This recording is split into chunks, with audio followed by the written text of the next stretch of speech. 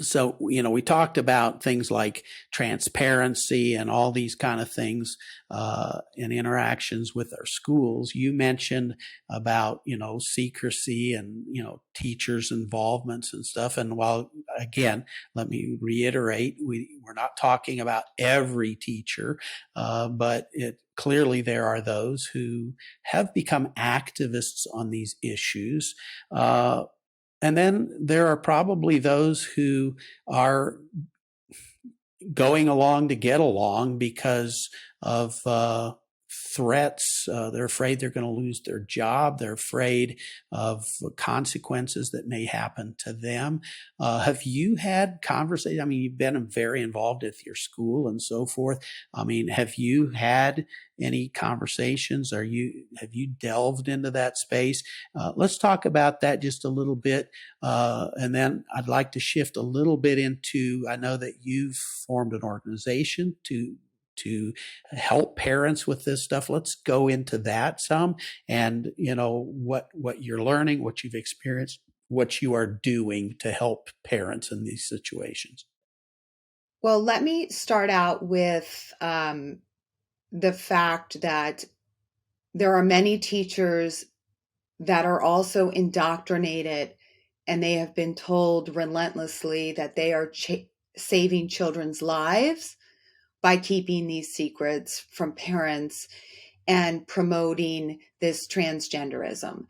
And I do believe that many of them believe in their hearts of heart that that is true, that they are preventing suicide because they are told it, and they are not told the other side of the coin. But they need to actually understand that this is different than a child being gay. And it gets very conflated. Nobody wants to be on the wrong side of that.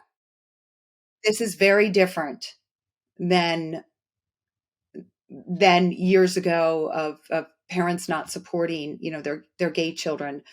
So teachers owe it to their students to actually understand what transgenderism is, first and foremost. If they want to safeguard children, they have to understand that parents are there 365 days a year.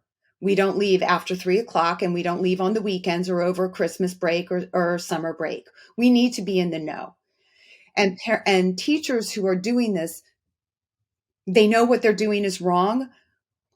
You don't have an excuse. I'm sorry. I'm not forgiving in that realm at all. Lose your job for a child. What would you do for a child? Morality wise, you can get a new job. You can file a lawsuit. There is no excuse to hurt a child like this. Zero. And there are lots of law firms that will take your case gratis to file these suits to protect children. I mean, what is more precious in our lives than children? And we are the only people who can protect them, we adults, and we are required, compelled to do it, regardless of the financial cost. There will be more jobs for you. So I think I think it's really important for people to stand up. The time is now. And parents, I just want to talk a little bit about what parents can do to protect their children. There are books out there of Raising Your Child in a Transgender World by Erin Brewer, which is a book I would recommend. Parents need to know what is going on in their schools. I was naive. You need to be in that classroom, and you need to look at every book that's on that shelf. You need to read every assignment before your child does the assignment. You need to go to that school and pop in on those classes. You need to not use the school iPad. Again, these are costs, but the schools are tracking these children through their iPads. You need to opt them out of every course that you can opt them out of. Every survey, opt them out. That is your right. You find out a third party is coming to speak at that school, you pull your kid from it. Know about these euphemisms, UBU clubs or equity clubs. They sound nice, but know what they're being taught. A lot of the schools are hiding these classes now. They have the classes at lunchtime. Be in the know. I mean, it's insane to me that we actually have to be so involved at the schools to make sure that the teachers are not teaching our kids gender ideology, which they are. Like, look around the classroom and see if your child's name, if there's a different pronoun. Send in requests for records. That's your right. Find out what your child's name is being used at school. These are your federal rights. Pull your kid from the public school if you have an inkling that this teacher may be an indoctrinator. It is painful. It is expensive. But what would you do to save your child bodily integrity? You'd pull your child out. Money talks. You talked about the money. Each one of these children is worth over $1 million to the medical community. They are lifelong medical patients, and they have a higher likelihood of suicide post-transition. They don't talk about this. They use these surveys to make up these numbers. The numbers are just not true. The real numbers, okay, so sorry, I'm going to get a little deep, but there's a study of 4 gender clinics in the United States. They're supposed to be, the biggest, the most premier, whatever we want to call them, the experts. 315 kids went on cross-sex hormones or puberty blockers. Within 1 year, 2 of them had committed suicide. That's over 50 times the average for that age group. So is this life-saving? It is not. It is life-ending. And people need to hear that and understand that they're actually setting up a child for failure if they push this ideology. We're going to have massive suicides 10, 15 years from now. The detransitioners are growing as fast as people are transitioning. And I work with them. Their sorrow and their physical pain is real. Yeah. Yeah. So you started an organization, if I understand correctly, called Our Duty. Talk to us a little bit about that. Well, I did not start it. It was started in the UK. It's an international group of parents and advocates. I am the co-lead in the Western region of the United States. And it is a group that offers support for parents. We also offer to find attorneys for people who are willing to sue, both with detransitioners, parents, kids who were harmed. We also do a lot of advocacy in that we hold rallies. We're going to have one in May. We're going to the Pediatric Endocrine Society in San Diego because they are the ones meting out these poisons into our children. We testify. We put together parents who are willing to talk to the press. We write letters. We do a lot of advocacy to raise awareness and get people moving because there's no one coming in to save us. I know you talked a little bit about politics, but this has been pushed as a political issue. It's not. The Republicans seem to be fighting for it. The Democrats, the rank and file Democrats, were against this. Nobody's listening to us. I go to Sacramento weekly as a Democrat, 37 years as a Democrat. And they basically, they ignore us. They don't, they want to move this into a political thing that we're bigots and we're hateful because it helps continue this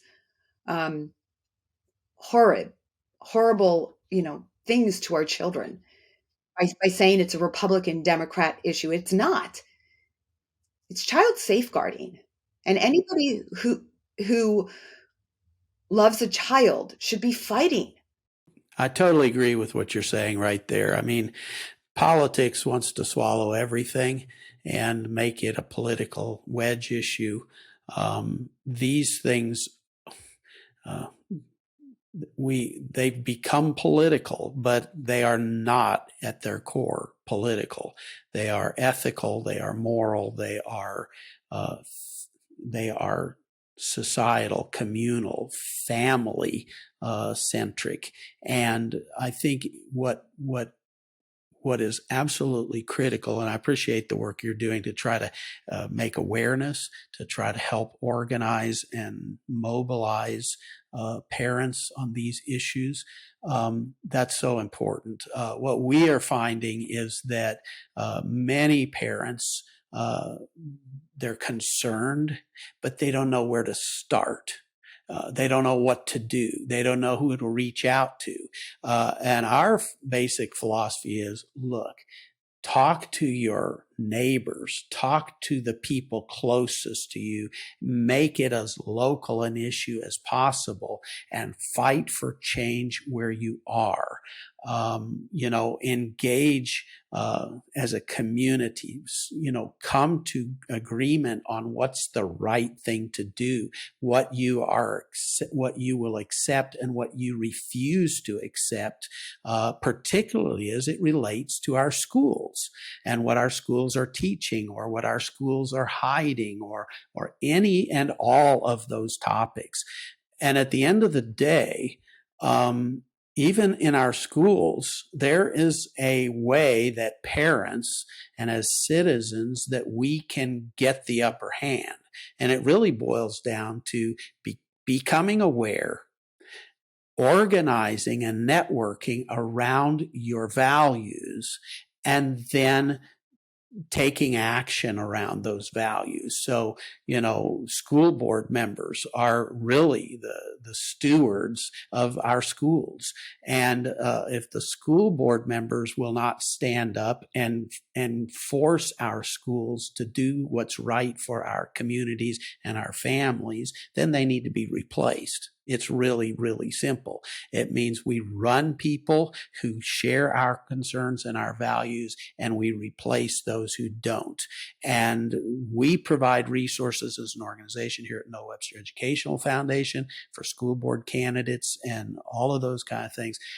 Bottom line is, we believe that it's the parents who have the ultimate authority and responsibility and the most interest in the well-being of our children. Schools do and can, but far and away it's the parents who have to lead that conversation and own that conversation and make sure that we're doing the right things for our kids. I couldn't agree with you more. And look, I'm not an advocate by trade. I didn't go to school for this. I just did. And that's what I tell parents, just do. Just go to that school board meeting. You get 2 minutes, bring some friends, start talking, be brave. It gets more comfortable. Courage begets courage. Yeah. So as we're kind of moving into close here for this session, first of all, thank you for being with us today. I really appreciate you coming on. This is a difficult thing to talk about because it's very personal for you.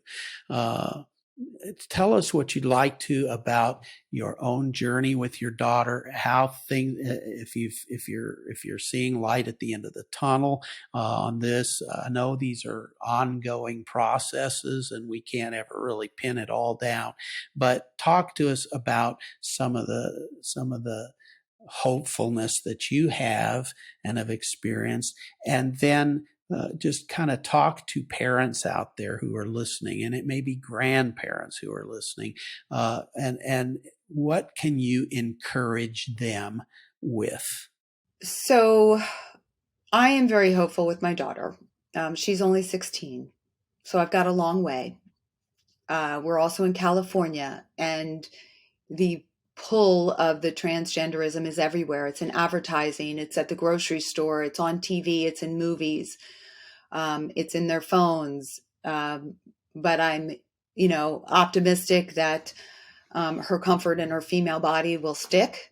But I have to admit, I'm terrified. I sleep with one eye open, and I don't know where to send her for college if I do send her for college.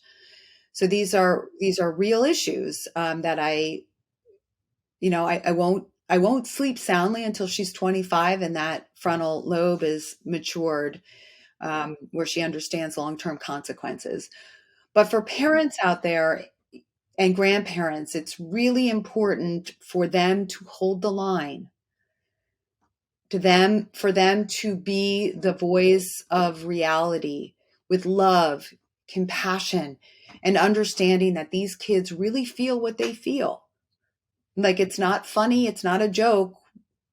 Um, they're caught up in a cult, and when they're angry, you have to go back for more. You have to take the anger. That's your job as a parent. We are not supposed to be friends with our children until later in life. They can hate you. That's okay. That means you set up boundaries. You need to hold the line, uh, take over control of that phone, over the internet. It's hard, it's painful, but you have to do it, especially if the kids are young. You have a great opportunity to reset your child. You also have to give your child an off ramp because, again, these kids get love bombed when they're trans. They become untouchable, they become special, um, they become brave.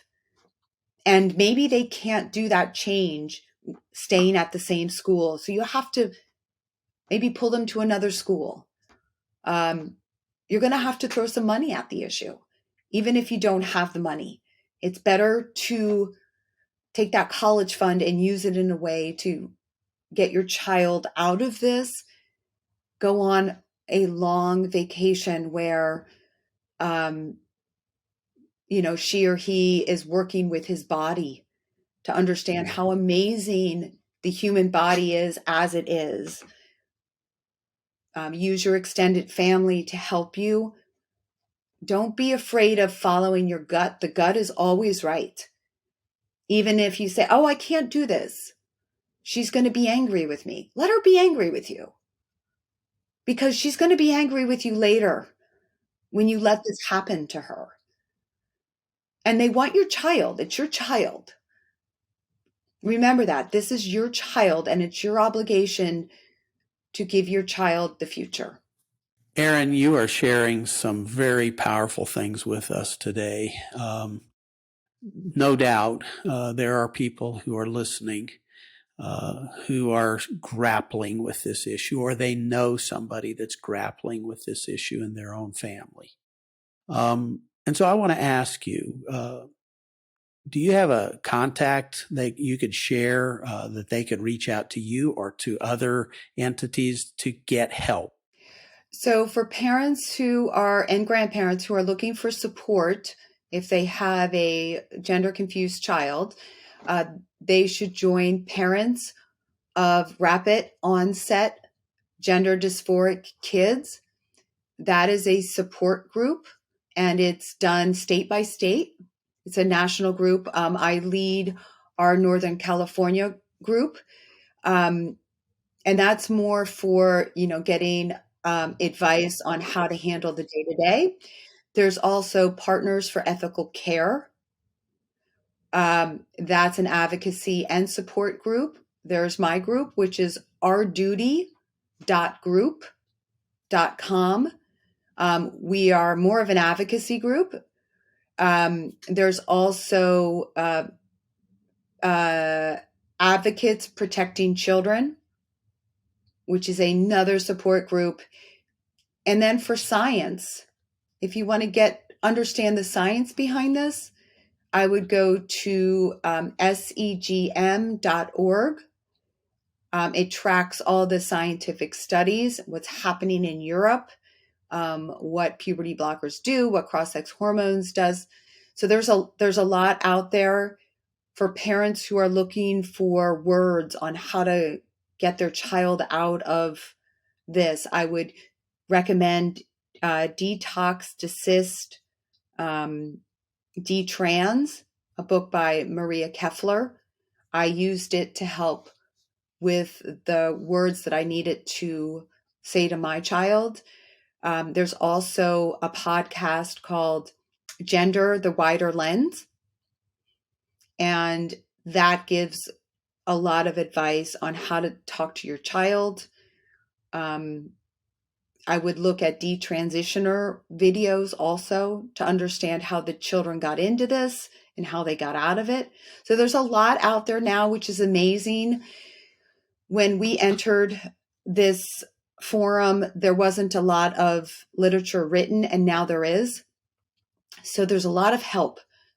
Don't feel alone. You're not alone. There are thousands of us. Mm-hmm. Mm-hmm. Well, that's excellent. And we'll have the team put this in the program notes for this episode as well. And so if you're a listener and if you're looking for help and resources, we want to help you everywhere we can. So take a look at the program notes, pick up those resources that were just shared with you, and keep at it, because your child matters.